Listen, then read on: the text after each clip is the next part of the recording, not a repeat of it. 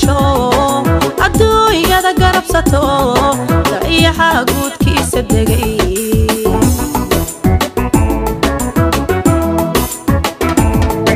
kuliyo orodkan ku jiray bulan gul bay hesho adduunyada garabsato dayaxa guudkiisa degay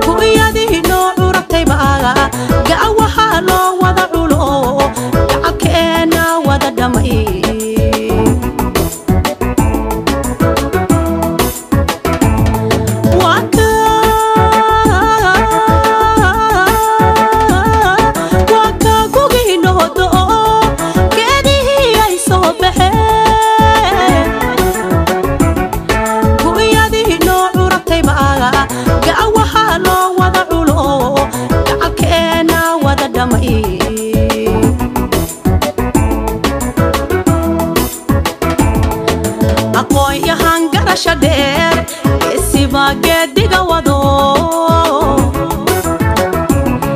marnaba aan gaabis noqon guushana rabbi baalaha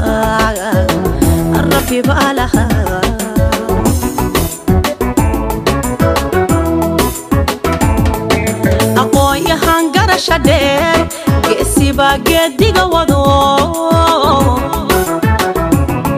marnaba aan gaabis noqon guushana rabbi baalaha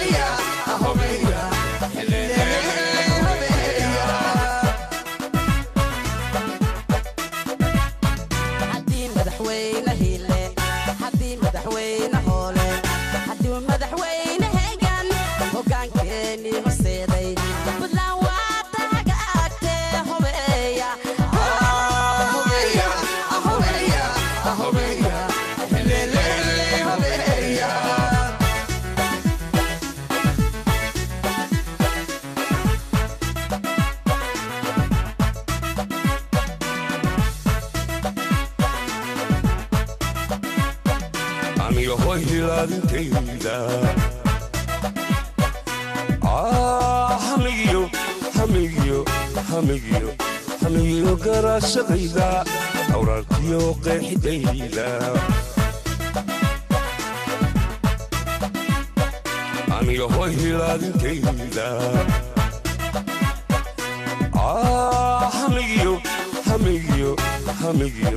hamiyo garashadayda awraarkiyo qeexidayda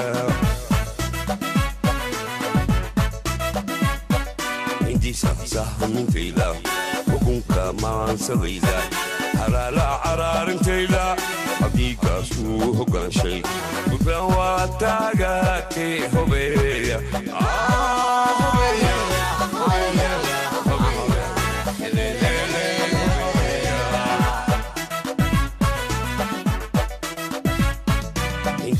sahmintayda xukunka maansadayda halaala caraarinteeda xaqiiqaasuu hogaanshay gudbaan waa taagaatee hobeeya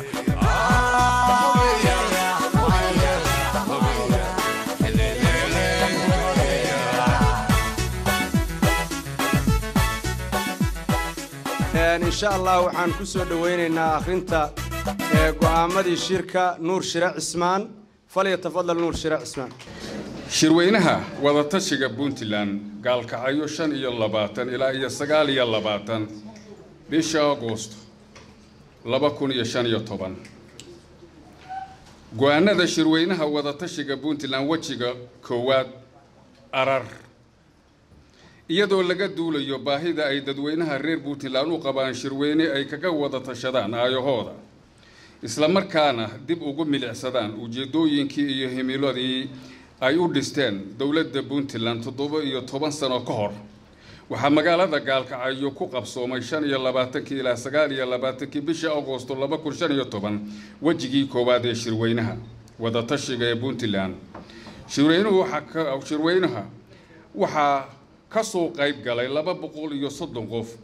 oo 202 ergay ahayd 28 ay ahayd marti sharaf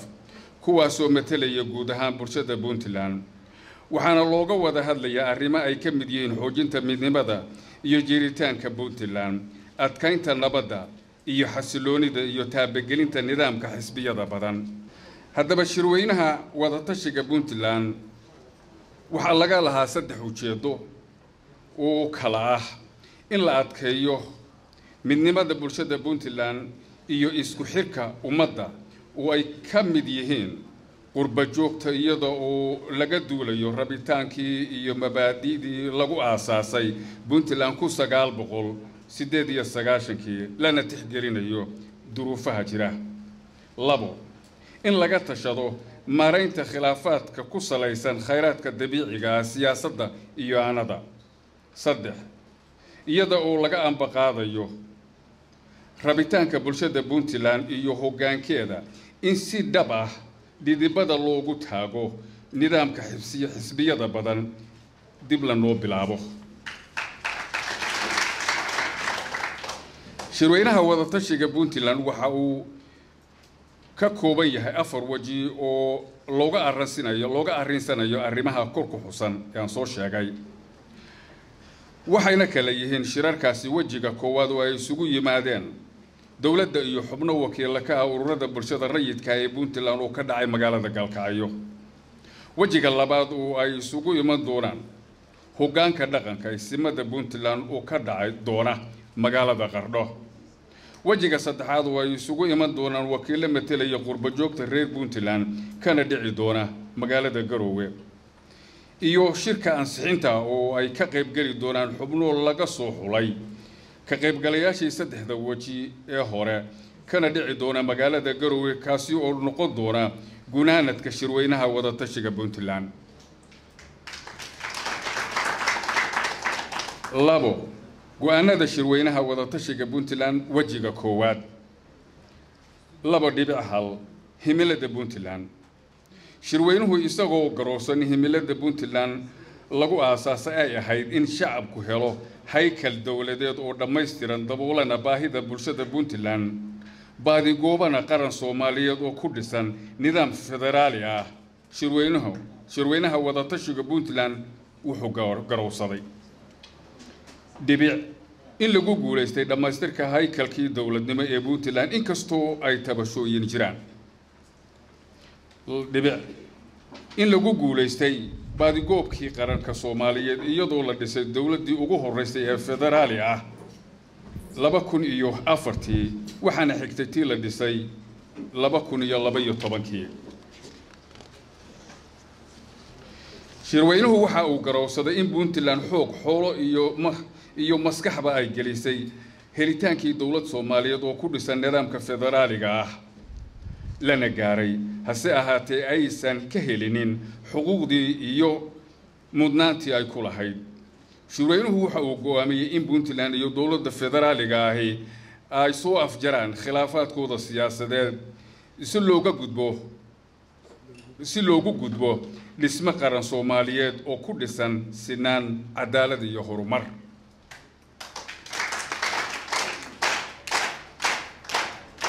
2.2 midnimada iyo wadajirka Puntland shirweynuhu waxa uu go'aansaday in dawlad iyo shacabba loo hawlgalo soo celinta deegaanada maqan kuwaasi oo maqnaanshahoodu dhaawac weyn ku yahay midnimada iyo dastuurka Puntland sidaas darteed waxa shirweynuhu go'aansaday in la magacaabo guddi dawlad iyo shacab loo dhan yahay oo u hawlgala ama ka hawlgala soo celinta deegaanada maqan ee Puntland 2.3 hoggaanka dhaqan ee Puntland shirweynuhu waxa uu qirayaa in hoggaanka dhaqanka bulshada Puntland uu dhexdeeda uu ku dhexleeyahay xurmo iyo qadarin soo jireena isla markaana dastuuri ah sidaas darteedna shirweynuhu waxa uu ku talinayaa in ismadu ay ka dhowrsoonaadaan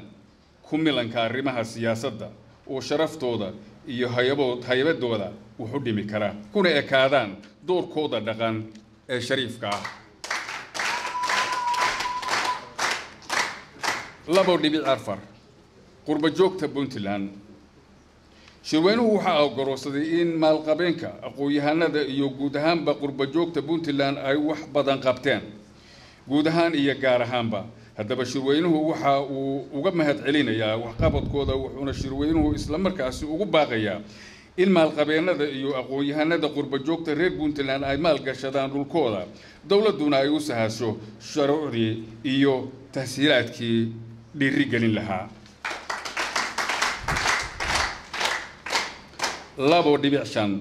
khilaafaadka siyaasadeed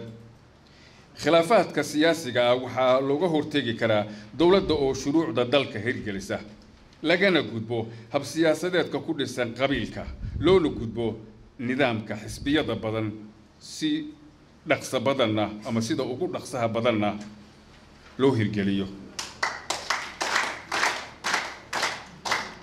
2.6 dilalka aarsiga ah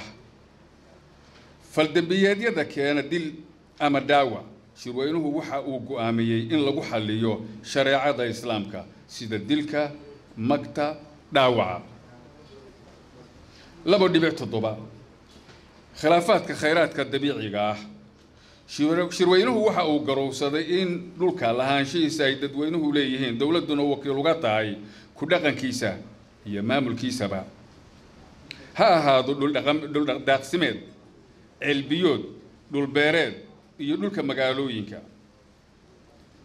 sidoo kalena ay dawladdu fuliso siyaasado ama siyaasadda iyo xeerarka ilaalinta deegaanka shirweynuhu waxa kale oo garowsaday in la sameeyo guddi la yiraahdo guddiga ka hortagga colaadaha iyo xallinta khilaafaadka oo heer Puntland ah 2.8 dibaha ciidanka shirweynuhu waxa uu aqoonsaday baahida loo qabo in dawladdu fuliso shuruudaha ama shuruucda aan iraahdee ciidamada u yaala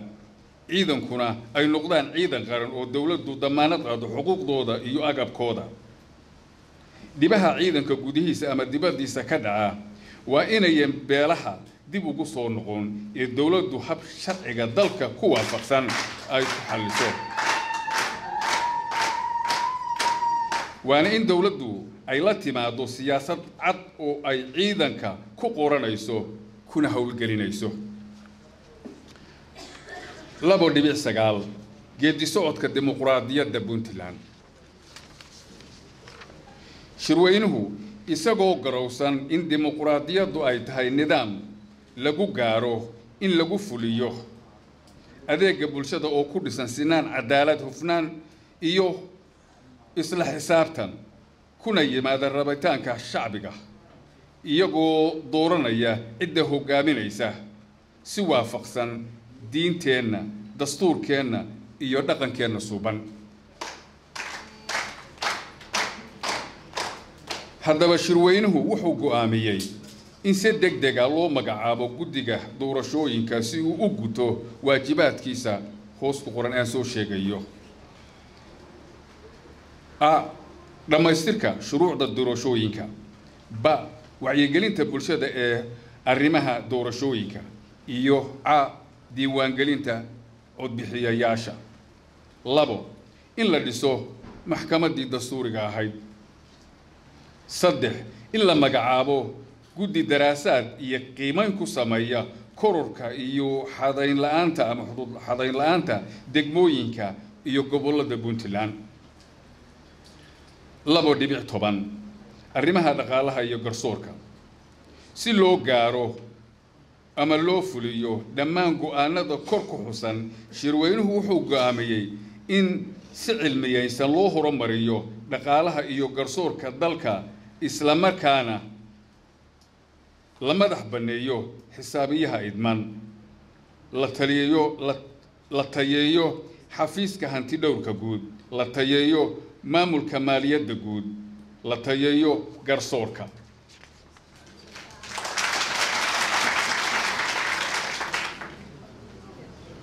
shirweynuhu waxa uu walaac xoog leh ka muujiyay xaaladaha badaha Soomaaliya gaar ahaan Puntland oo ay xaalufin xad dhaaf ku hayaan kalluumaysato sharci darro ah loona baahan yahay in dawladdu ay wax ka qabato kalluumaysiga sharci darrada ah iyo arrimaha tahriibta labadaba 3 damaanadda fulinta go'aanada shirweynaha ka soo baxa waxa damaanad buuxda u ah ku dhaqanka dastuurka shuruucda kale ee dalka u yaala iyo dhamaystirka hay'adaha dastuuriga ah ee Puntland intaas waa intii hore waxaynu gelaynaa baaq nabadeed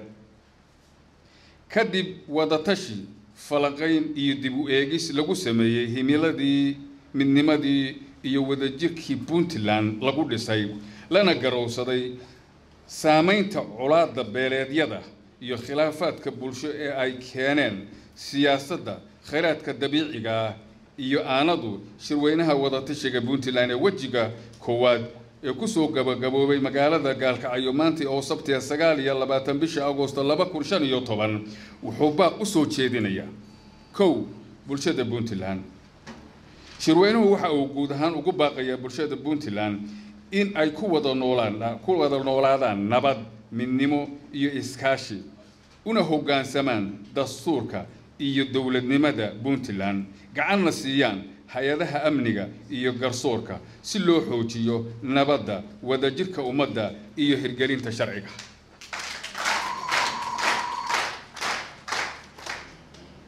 wuxuu kaloo shirweynuhu ugu baaqayaa bulshada Puntland oo ay hormuud u yihiin hoggaanka dhaqanka iyo siyaasaddu inay u guntadaan xalinta colaad beeleedyada iyo khilaafaadka siyaasadeed ama dhaqan ee aloosan si loo helo midnimo nabad waarta iyo horumar wuxuu kaloo shirweynuhu bulshada Puntland ugu baaqayaa in ay u midoobaan ka hortagga wax walba oo khalkhal gelinaya nabadda midnimada iyo jiritaanka Puntland gacanna ku siiyaan dawladda gudashada waajibaadkeeda dastuuriga ah 2 bulshada Soomaaliyeed baaqa loo jeedinayo shirweynaha wadatashiga Puntland waxa uu ummadda Soomaaliyeed ee walaalaha ah ugu baaqayaa inay ka waantoobaan colaadaha iyo khilaafaadka siyaasadeed ee ragaadiyay dawladnimadii wadajirkii iyo horumarkii ummadeed kana dheeraadaan wax kasta oo ummadda kala geynaya ama kala geyn kara oo ay ka mid tahay hadallada xanafta leh ee warbaahinta la isu marinayo wuxuu kaloo shirweynuhu ummadda Soomaaliyeed ugu baaqayaa inay dhammaan khilaafaadka bulsho iyo kuwa siyaasadeed ee jira ama iman kara oo ay ku xalliyaan wada hadal tanaasul iyo isfaham si loo ilaaliyo danta guud loogana baaqsado colaad sokeeye iyo dhiig Soomaaliyeed oo ku daata shirweynuhu waxa kaloo bulshada Soomaaliyeed ugu baaqayaa inay nabad iyo deris wanaag kula noolaadaan ummadaha la deriska hormuudna u noqdaan iskaashi nabadeed iyo mid horumarineed oo dhex mara ummadaha walaalaha ah ee geeska Afrika wada degan 3 baaqa beesha caalamka loo jeedinayo shirweynaha wadatashiga Puntland isaga oo garowsan kana mahad celinaya taageerada beesha caalamku ay mar walba la garab taagan tahay guud ahaan ummadda Soomaaliyeed gaar ahaan shacabka Puntland حبيش عالمك ugu baaqayaa in aanay ka daalin gargaarka iyo taageerada ay siiyaan ummadda Soomaaliyeed iyo dhismaha nabadda iyo hay'adaha dawladeed ee heer federaal dawladaha xubnaha ka ah iyo maamulada ku meel gaarka intaba shirweynuhu waxa kaloo beesha caalamka ugu baaqayaa in deeqaha iyo kaalmada bini'aadanimo iyo horumarineed ay ugu deeqaan ummadda Soomaaliyeed ay u qaybiyaan si siman oo aan horseedin kala tabasho iyo colaad shirweynuhu waxa beesha caalamka ugu baaqayaa in xayiraadda gargaarka horumarineed ee saaran gobollada Sool Sanaag iyo Cayn ay ka qaadaan si bulshada gobolladaasi ay saamigooda uga helaan mashaariicda horumarineed ee beesha caalamka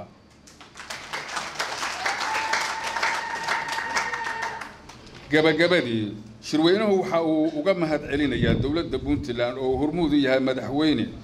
Cabdiweli Maxamed Cali Gaas suurtagelinta shirweynaha labaad ee wadatashiga Puntland waxa kale oo uu mahad ballaaran u jeedinayaa maamulka iyo shacabka gaalkacyo soo dhaweyntii iyo martigelintii muddadii shirweynuhu socday wuxuu kaloo shirweynuhu bogaadinayaa dadaalada lagu soo celinayo hantidii dawladda iyo banaynta wadooyinka ee ka socda degmada gaalkacyo taasoo astaan u ah biseylka shacabka iyo u hoggaansanaanta sharciga ugu dambayn shirweynuhu waxa uu mahad celinayaa qabanqaabayaashii shirweynaha deeq-bixiyeyaasha guddigii qabanqaabada iyo guddiga hagidda shirgudoonka iyo cid kasta oo gacan ka geysatay qabsoomidda iyo habsami u socodka shirweynaha wadatashiga Puntland waxa go'aanada shirweynaha si wadajira u saxiixaya iyaga oo ka wakiila guud ahaan bulshada Puntland gaar ahaan ka qaybgalayaasha shirgudoonka ayaa saxiixaya shirweynaha iyo madaxweynaha dawladda Puntland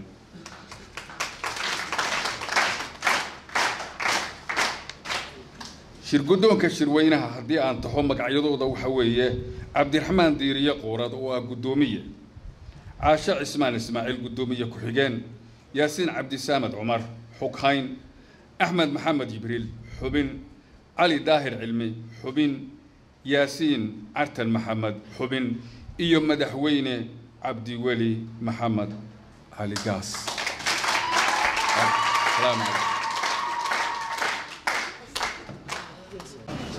dawladda Puntland mudane Cabdiweli Maxamed Cali Gaas xubnaha golaha wasiirada xubnaha golaha wakiilada ergada shirka guddiga qabanqaabada shirka iyo guddigii hogaaminayay shirka iyo dhammaan marti sharafta waa salaamantiin runtii waxaa maanta aniga farxad iyo sharaf ii ah inaan igala soo qayb galo shirkan taariikhiga ah oo 17 sano kadib Puntland ka qabsoomay siday dib ugu eegto marxaladihii ay soo martay horena ugu eegto marxaladaha cusub ee soo socda waxaana aad ugu bogaadinayaa madaxweynaha Puntland fikraddaas iyo hirgelinteeda iyo goobta lagu qabtayba aad baan uga mahad celinayaa runtii gaalkacyo way mudnayd wayna ku habbooneed shirka intaan la eeg inay qabato waana magaalooyinka waaweyn ee Puntland bay ka mid tahay oo shirar intaan ka weyn martigelin kara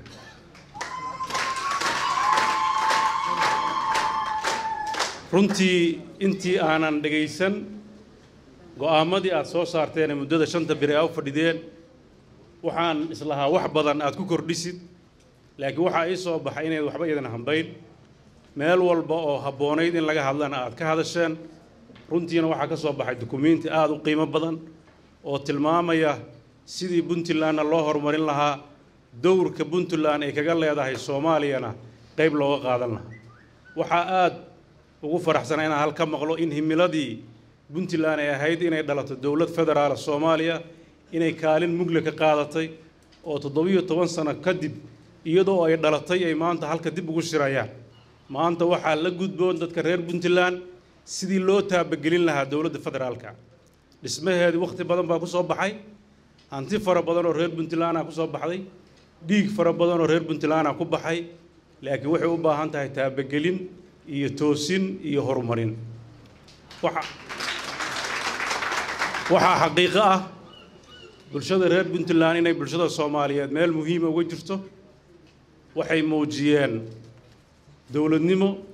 waxay muujiyeen inay ismaamuli karaan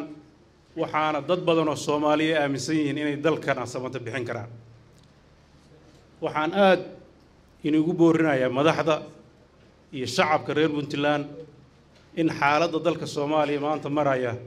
si wanaagsan loogu istaago dalkanna samata bixintiisa waa samata bixinta Puntland runtii waad ogtihiin labada marxaladood oo taariikhda dawladda Soomaaliyeed muddadii burburka ugu muhiimsaneed waxay ahayd dhisidii dawladda federaalka 2004 degidii in lagu shaqeeyo magaalo madaxda Muqdisho iyo xilligii kala guurka ee Soomaaliya ka baxaysay ku meel gaarka oo ay u ambabaxaysay inay dawlad rasmi noqoto waad ogtihiin hoggaanka inta ka shaqeeyay xubnaha ugu muhiimsan reer Puntland bay ahaayeen meel kasta oo adag meel baa ka sii adag waan dareensanahay dadka reer Puntland wax badan inay tabayaan laakiin wax badan oo maanta Soomaalidu ay haysan bay haystaan nabad bay haystaan kala dambeyn bay haystaan maamul wanaag bay haystaan haddii waxay ila tahay qofku wuxuu haysto inuu walaalkii la jeclaadana waa muhiim waxba hadalka badin maayo waxaan salaan inaga sidee dhammaan xubnaha reer Puntland ee dawladda federaalka ka tirsan qaas ahaan xildhibaanada waxay aad ugu faraxsanaayeen shirkiina waxay aad u bogaadinayaan oo sugayeen natiijada ka soo baxaysa runtiina waxay ku farxaan waa soo saarteen shirarka dhimanna waxaan rajaynayaa inay dhamaystir u noqon doonaan shirkan hadda dhacay waxaan aad inagu bogaadinayaa inaan hadalka inagu badinayn hawsha aad qabasateen intaan iyo in ka badanna waad kartaan dalkiina inaad dhisataan dadkiina inaad u soo jeesataan in gacmaha la iswada qabsado in nabadgelyada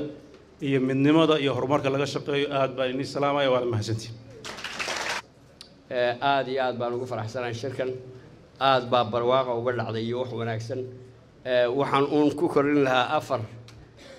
saddex shir oo ka dambeeya ayaa halkan lagu sheegay saddexdaa shir waa soo dhaweynaa saddexduba waxaad moodaa inay laamiga ku warwareegayaan ballanteeduna waxay in laga dego laamiga qudhiso marka kan u dambeeya qurba joogta haddaanu noqon waxaan jeclaan lahaa ka shanaad inaynu meelaha laamiga ka baxsan oo aynu dhirta seexanayno ama carshaanta inaynu insha Allah waa ku dhigan doonaa intaasaan kaftan ahaan la idin leeyahay waqtigu waa gaaban yahay waxaan ku soo dhaweynayaa madaxweyne ku soo dhawow السلام عليكم ورحمة الله وبركاته علي ويلو كفتك هذا الكيس كفتن كله بيستاهل أحمد وحوي بحسحاب وشيء أكون ماسي وهانتي آدي وما هنغيا أنت اسكت حالك شيء قبل قابضة شركة تاريخية سيدا ونكسر نواجع سمي ay ka mid yihiin guddigii qabanqaabada shirka hay'adda BDRC guddigii aad iska doorateen idinku ee hawsha si fiican u gudagalay una daadihinayay ergada ka soo qayb gashay dhammaanteed ee waqtigooda qaaliga u soo huray inay shirka ra'yigooda iyo fikirkooda wanaagsan ay ku biiriyaan ugu dambeyntiina أنا أذكر ما هنغيا صحافة عيدا ماذا يتنومي بسنة هاي أدى GECBD أو هاي أدى نقوم مرتجلسي جورجيدي رنتينا شغفي عنه هاي السدلك أين هو جامع يسي أفتلي هذا حاو آدي آد بعد بيوم سيهين waxaad ka doodeen qodobo muhiim ah oo aad u aragteen inay xaqiiqada maanta ee Puntland ay ka tarjumayaan waxaan malaynayaa inaad ka hadasheen meesha aan ka nimid wixii inoo shaqeeyey wixii ina ka ba'soomay iyo hadda meesha aan u soconno iyo sida aan ku gaarayn intaas inaad si fiican uga hadasheen ayaan rajaynayaa ujeeddada shirka ugu muhiimsani waxay ahayd dadka Puntland dowladdu waa dadka shacbiga Puntland inay helaan fursad ay ku cabiraan ra'yigooda si xorana ay uga doodaan waxaan rajaynayaa inaad xorriyaddaad hesheen si wanaagsan oo aan reservation lahayn na aad uga doodeen ajandayaashana hor yaallay oo muhiimka ahaa muhiimna u ahaa masiirka dalkan aan ku noolahay ee Puntland wax badan baad ka hadasheen aan ogahay waxaan rabaa dhowr qodob oo muhiima marka inaan dul istaago waxaa ugu horreeyay amniga aan u malaynaya si mug leh inaad uga hadasheen waan ognahay dhammaanteed in dal aan amni ahayni inaysan dowladnimo ka taabagalayn marka amnigu inuu mar walba yahay waxa ugu muhiimsan oo meel walba aan isugu nimaadno aan isku baraarujinno kana wada hadallo sugiddiisa iyo taabagelintiisa waxaad ka hadashay baan u malaynayaa amniga ugu horreeyaan difaaca xuduudaha Puntland dowladii haddaysan xuduudeeda difaacan karin dan dowlad ma ahaan karto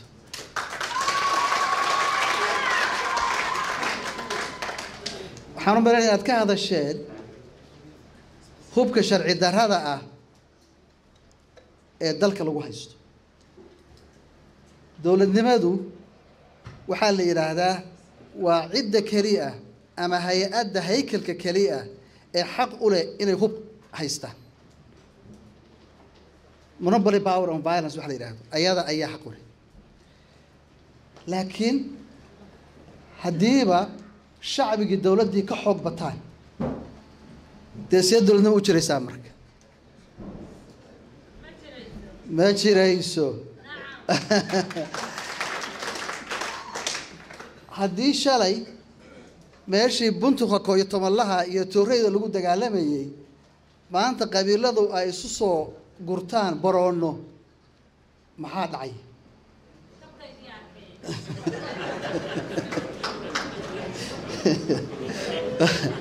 waay maasanta waxaan filayaa marka ajandayaashaas muhiimka ah inaad si dhab ah aada uga hadasheen go-aanna uga gaarteen waana dhegaysanay waxaad ka hadasheen cadaaladda rajaynayo waxyaabihii qodobadii aad ka hadasheen ka mid ahay cadaaladda dadku in ay xuquuqda iyo waajibaadka u siman yihiin waa calaamadda dowladnimada in badan baan ku celceliyey midna waa mid shaksi midna waa mid deegaan axmed hadda wuxuu yidhi ha laga dega laamiga haddaan laga degin cadaalad deegaan ma jirayso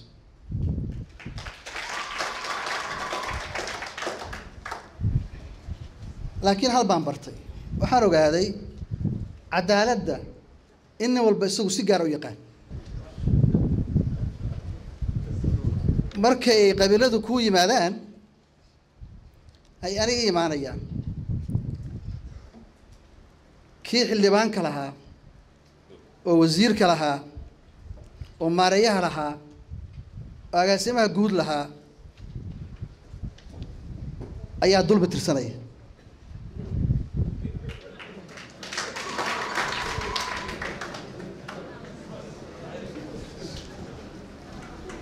waxaa la rabaa marka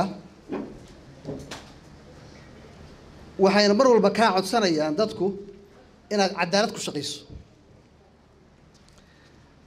dhibta kale jirtaa waxay tahay markii cadaaladda aan ka hadlayno madaxweynuhu dalka ugu sarreeyaa imise jago ayuu isagoo gacantiisa ku qaybin karaa madaxweyne baarlamaan ma qaybiyo agaasimo waaxeed oo anagu hadda aan niri dadku imtixaan ha loo galo iyo wixii ka hooseeyana anagu ma qaybino wasiir ku-xigeen wasiir dowli agaasimo guud shilib kasta iyo qabiil kasta iyo reer kastana waa rabaa hal ma rabaan laba ma rabaan saddex ma rabaan ka badan bay rabaan waxaa la rabaa marka cadaaladda inaanu si dhaba u akhrino waxaa la rabaa kulligeen inaanu isu cadaalad fallo dowladdu way horseedi kartaa laakiin garashadeeda iyo fikirkeeda iyo taabagelinteeda iyo aragtideeda suuban idinkaa laydinka rabo waxaase muhiim ah oo dowladdu iyadu ay qaban kartaa waxaa weeye in khidamaadka ama serviceska dowladnimadu shacabka Puntland isku si u gaarto taasaa muhiim khayraadka dalkuna isku si looga ay u gaaraan tuulada ugu shishaysa Puntland iyo caasimadu waxaa la rabaa in khayraadka dalka iyo serviceska dalka isku si u gaaraan horumarka Puntland waa inay wax soo kordhisaa Puntland ismaheedii dadku inay mahadiyaan waa inay yidhaahdaan shalay iyo maanta keebaan u fiican shalay iyo maanta keebaan u horumarsan bulshada iyo deegaanada qaarkood waa inaysan eextirsan waana inaysan eedin dhismihii Puntland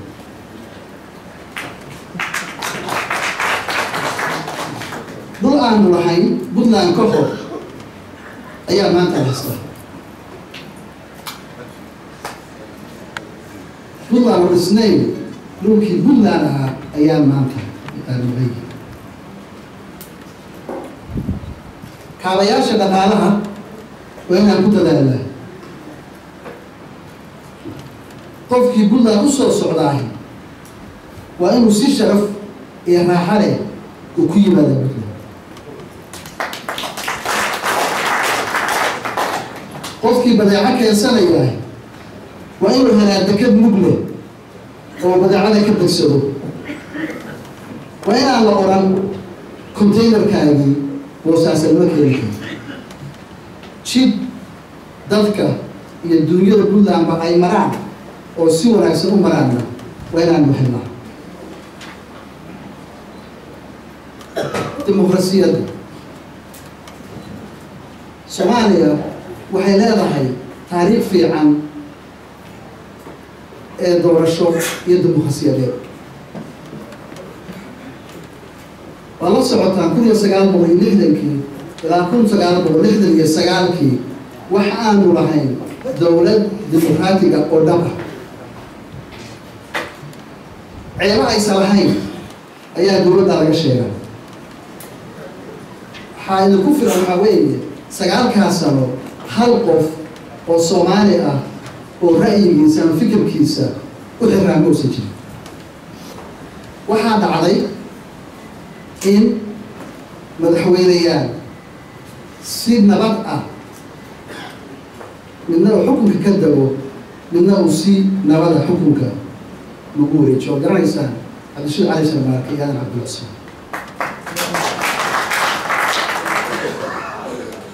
konton sano ka bacdi waa in iyadoo aqoontii ka badan tahay waa ay aragnimadii ka badan tahay dadkuna intii ka badan yihiin in aanu awoodno annagoo taariikhda wanaagsan leh in aanu awoodi weyno in aanu si xor ah qofku uu si sharci oo wanaagsan oo xor ah oo qofku doono ku soo doorto waxaa weeye waxaan u leeyahay waa dib u dhaca ugu weyn Soomaaliya ku dhacay waan awoodnaa marka laakiin mid baa idinka rabaa dimuqraadiyadda aan Puntland u raadinayno waxaan kaga gudbaynaa nidaam qabali ah waxaan u gudbaynaa nidaam dimuqraatiga oo xor ah marka dimuqraasiyadda aan raadinaynahay waa inaysan noqon dimuqraasiyad qabali ah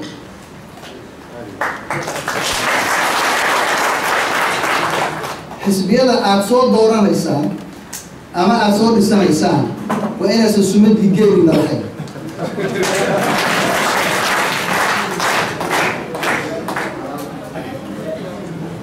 midnimada puntland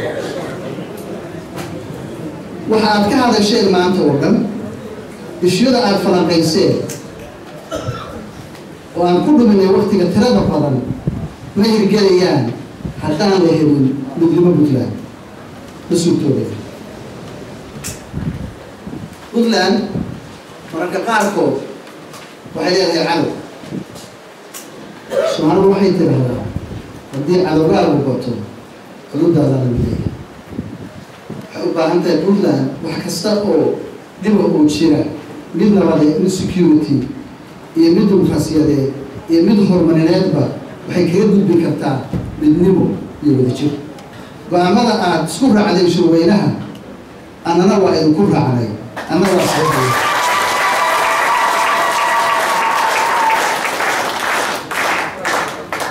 waxaa la rabaa go-aamada aad gaarteen inay fulaan annagu waa fulinaynaa laakiin idinkaada ka fusha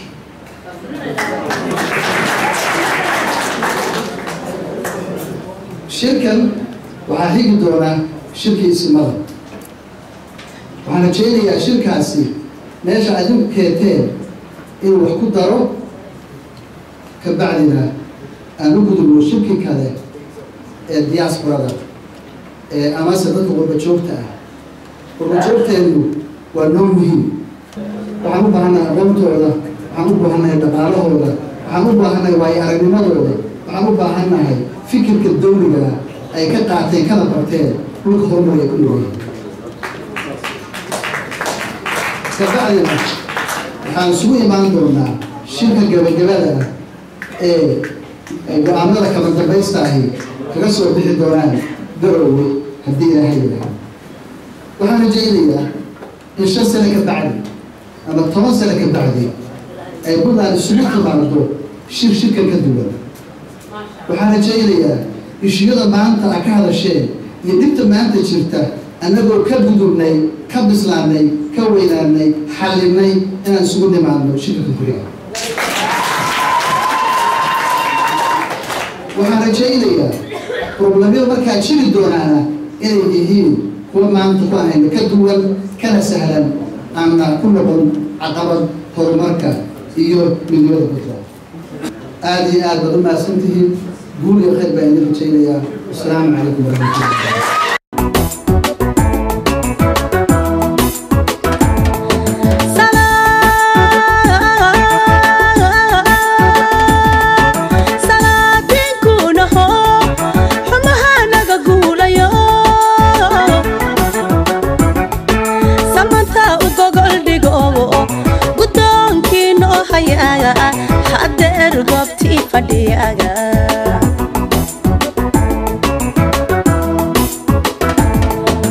aqoon yahan garasho dheer geesiba geediga wado marnaba aan gaabis noqon guushana rabbi baa lahaa